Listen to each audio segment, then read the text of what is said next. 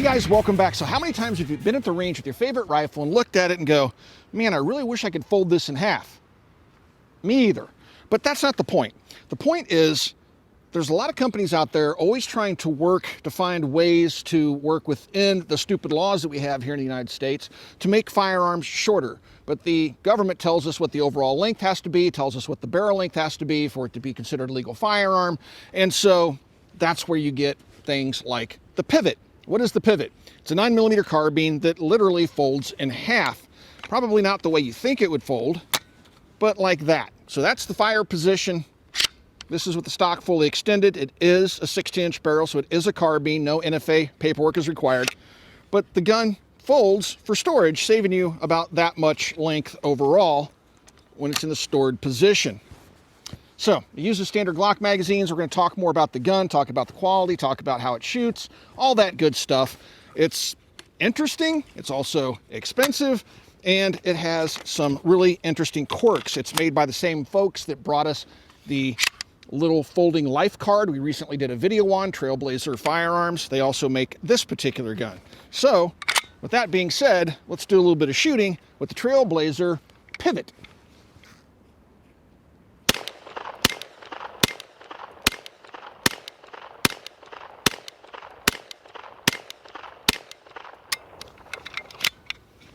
When most of us think of a really small firearm, we think of a gun like the MP5K that I have here. This is a semi-automatic SBR with a B&T stock on it. But because this is an SBR, it's regulated by the federal government, and it means you have to pay a tax, means you have to do a background check, then you have to keep it in the state where you reside. If you want to take it out of the state, you got to ask the king for permission. All sorts of, problems with SBRs as an individual when you're trying to use them as a free person would and just move freely about with your firearm. Heavily restricted.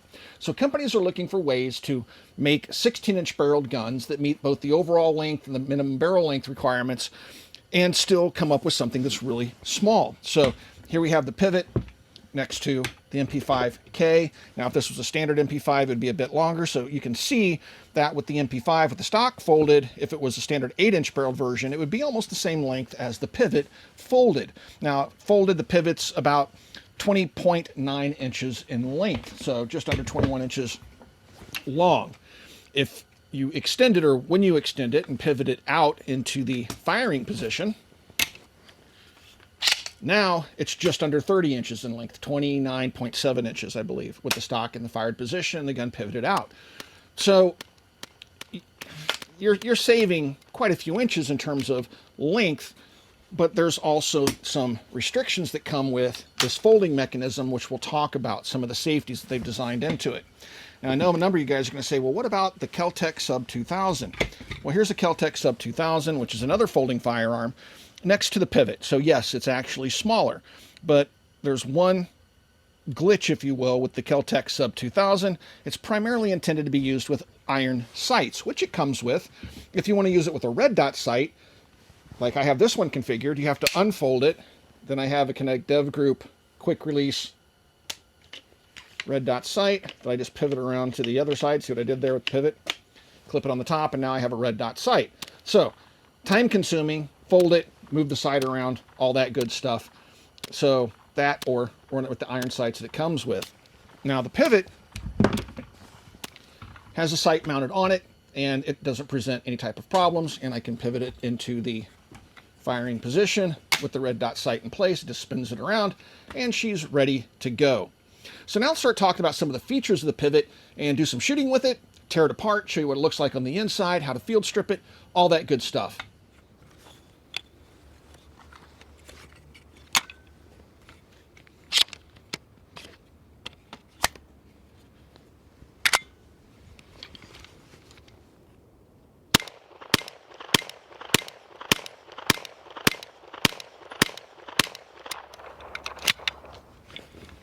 So let's talk about the safety features built into the gun to keep you from accidentally shooting yourself or somebody else. Now, when the gun's in the folded position, as you see it here, this is the stored position, the barrel's pointed back at the shooter. So naturally, Trailblazer Firearms didn't want a round chambered when it's pointed back at the operator for obvious reasons. So the bolt must be locked to the rear before you can pivot it into the stowed position. That keeps you from chambering around. but they've gone a step further. And this is one thing that I don't agree with, because this makes loading it and preparing it for use a little bit slow if you wanted to use it for self-defense. Keep in mind, not every firearm on the planet has to be used in a tactical sense. You're allowed to own guns just for fun, and I think this gun kind of falls more in the more for fun category, or if you just want to throw it in a truck and forget it's there and you don't plan on having to get it out super quick, or if you just want to put it in a backpack so you have a small gun with you at all times. It does make sense in that regard, but the loading procedure is a bit time consuming. So here it is in the stowed position. You can't have a magazine in it either. If you have a magazine in it, it won't lock in the folded position. It'll just fall right out. And if you do have one locked in and try to pivot it when it's in the fired position to the closed position, the magazine will keep it from pivoting to the stored position. That's a mouthful. Let me demonstrate. So they call this a spare mag holder. I would disagree. This is the mag holder, because this is how you'd have to store it if you want to keep ammunition with the gun. Again, you can't put it in the pistol grip with the pivot closed, because it'll just fall right back out. So ready the gun for firing, you have to push the button on the end, spin the gun around. Now you can take your magazine out, put it into the gun, drop that bolt, pull the stock back. And all in all, it doesn't take that much time to deploy, but you do have to go through the procedure of putting the mag in the mag well.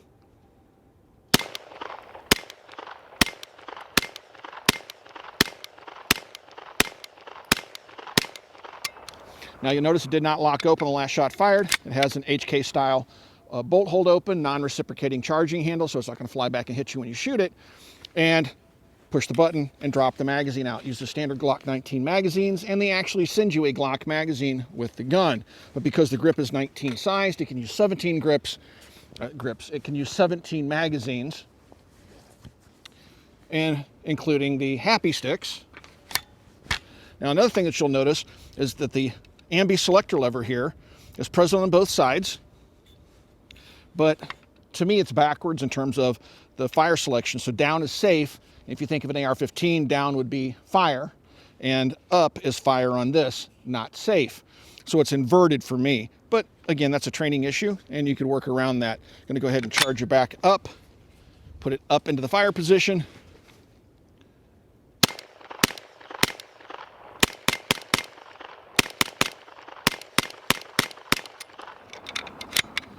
Very minimal recoil, and yeah, it's been 100% reliable with 115 and 124 grain ball. We've been using both Federal and Norma ammunition out of the gun, and it's really interesting. So now I have the magazine inserted, right? Gun's empty. I even have the bolt locked to the rear, but when I go to push the button to pivot it, see how it hangs up? The magazine's preventing me from putting the gun in the stored position. So I take the magazine out, and now it'll pivot around to the stored position. Let's quickly go over some of the external features of the pivot, and then let's take the gun apart and show you how that process is done.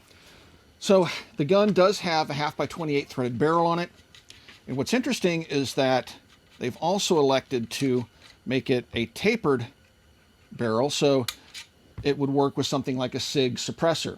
So you have this ring that comes with it that gives it a right angle for most standard suppressors, but it also has that capability of working with tapered direct thread cans. Now, the pivot button is right here in the front, and it's knurled. You can feel it pretty easily. It's easy to find. You push that pivot button, and that releases the action so that the gun can be swung around. And let's just face it, guys, when you're swinging the upper assembly around, there's no way you're not going to muzzle something, either yourself, your cameraman, or somebody else. It's just the nature of spinning a barrel in a circle, I suppose. But you still want to be careful as you can be.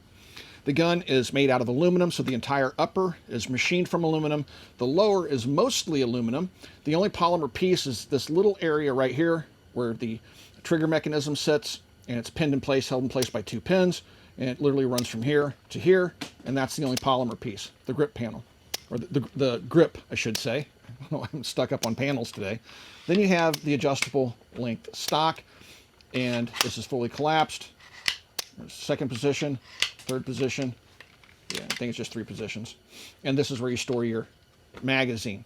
Now it has a pick rail that runs across the top here, and you have a pick rail out here, so you can put just regular iron sights on it, but you can also obviously put a red dot sight, as I have mounted on here. Now it does have some screws going through the receiver, holding some of the components on the inside together. Right here we have M-lock on the underside of the lower receiver. This part does not pivot, Then up here we have a flat polymer piece because this area has to pivot around. So you're not going to be able to put any M-lock or any accessories there, but we have M-lock on the sides, on both sides out here. So you have some places to put accessories like flashlights and stuff like that because it pivots around. It's not going to be an issue as long as you don't have something hanging down where it's going to whack the receiver. If you keep it up, it should be just fine in terms of deployment and storage. So to put it away, make sure the bolt's to the rear, no magazine in it, push the button, and just give her a spin, and she's ready for storage. So it's a little bit heavy, and when it's folded, when you first look at it, you think maybe it's that Magpul folding briefcase gun. It's not, but it's still cool in its own right. Now, these things are not inexpensive. The full MSRP is just over $1,700. What they actually sell for, you know, that depends on where you find it for sale. Now, the guys over at Trailblazer Firearms sent me this gun for T&E, for testing and evaluation. I have no money in it, so I want to put that out there as well. So, interesting design. Let's take it apart and show you that it's based on a solid principle because it's using technology that has worked well in very popular guns like the Uzi submachine gun, for example.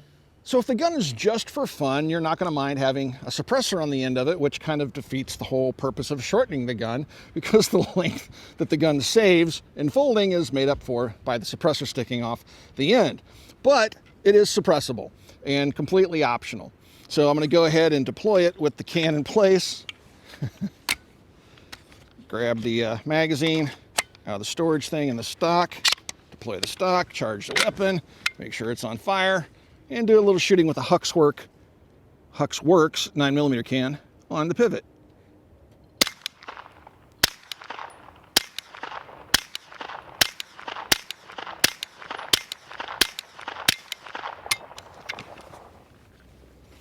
So, the other thing you can do with these, if you have one of the new Magpul drums or one of the old SGM drums for the Glock, those will work in here too. Ish. If it doesn't, it's going to be the drums problem, not the guns.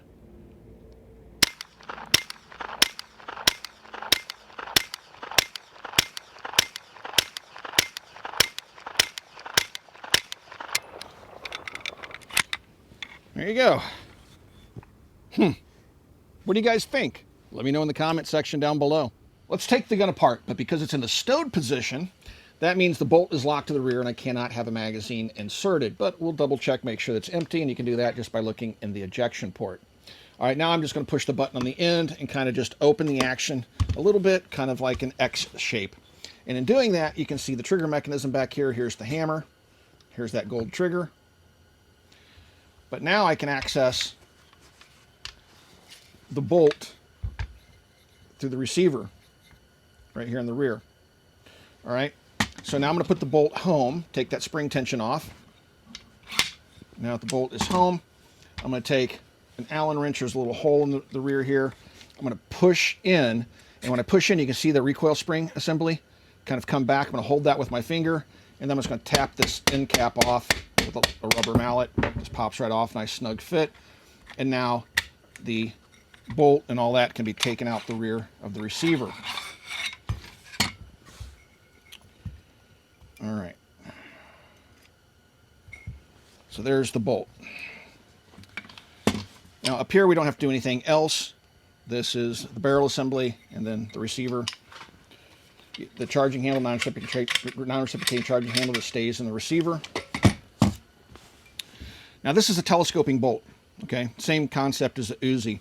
The big chunk of the bolt, if not the majority of the bolt, overhangs the barrel. The breech faces back here, so the barrel is overhung by the bolt considerably. That puts the weight forward, allowing for a shorter action. That's why the MAC-10s and the Uzis are such short guns, even though they have long barrels, you know, in them. At least the Uzi, not the MAC-10. So you can also see where it's a two-part bolt, where they've machined the two pieces independently and then welded them together, and you can see the weld marks on either side of the bolt. Your recoil spring is right here on the top. This is a multi-part buffer back here. This rod is your ejector, so when the gun cycles, you'll see the ejector protrude from the bolt face. And to take this assembly apart, you just kind of pull the ejector back and out, and then you can collapse the spring a little bit. In doing that, there's going to be a little C clasp around the end of the guide rod here. I'm just going to take that off and then the buffer assembly can come off. Now I'm holding the spring pressure back. Slide the recoil spring off, and then recoil spring guide just comes out the front of the bolt, and that's fully disassembled for field maintenance. The only things you really have to worry about, some small parts, obviously this little C-clip, and your ejector is pretty small as well. So what do I think of the Pivot? Well, it's made from premium materials. The machining's flawless on it. The finish is nice. The gun is definitely of quality. The concept, I don't know. It's interesting. It's not something that I personally would go out looking for as a defensive tool, but as a fun gun and just something out of the ordinary, it certainly fits that bill. But that's not to say, again, that it wouldn't work well, like if you want to throw it under the seat in a truck or put it in a backpack, because you are saving a few inches and you are getting a 60-inch barrel carbine that can go easily across state lines without having to worry about NFA hassles. So with all that being said, the price, a lot of people are going to have a hard time with the price. I remember when Jason first saw it, he was like, what? You know, $1,700 plus on their website. So it's not inexpensive. How does it stack up against other things like the Sub 2000? It's a completely different gun. The Sub 2000's made out of a lot of polymers. This is made out of a lot of aluminum. The Sub 2000 I've had good luck with. People have said they've had bad luck with theirs over the years. I have one example of the Pivot, and this thing has been spotless in terms of function. So there is that. The appearance of the gun is pretty good. The trigger pull, a little over 6 pounds. All the buttons and stuff, you know, like the features where the pivoting button and all that stuff seems to work very nicely. The bolt's very smooth, very intuitive, easy to use. I would change the direction of the fire control. That's a bit backwards to me, but everything else about the gun seems to be pretty darn cool. So it's something different, and if that's what you're looking for, you might want to check out the Trailblazer Arms Pivot. All right, guys, if you enjoy videos like today's, please consider becoming part of our Patreon family. There's a link in the video description below. Do follow us on Twitter. If you want the Unfiltered Mac, that's where you're going to find it. Over there on Twitter, I do have a link down below to that as well. If you'd like to support us right here on YouTube in the age of demonetization, you got a little join button underneath the video player you're watching right now. Mash that join button and support us right here on YouTube. And last but not least, swing by and check out Copper Custom. Thank you for 14 years of support. We'll talk to you guys soon.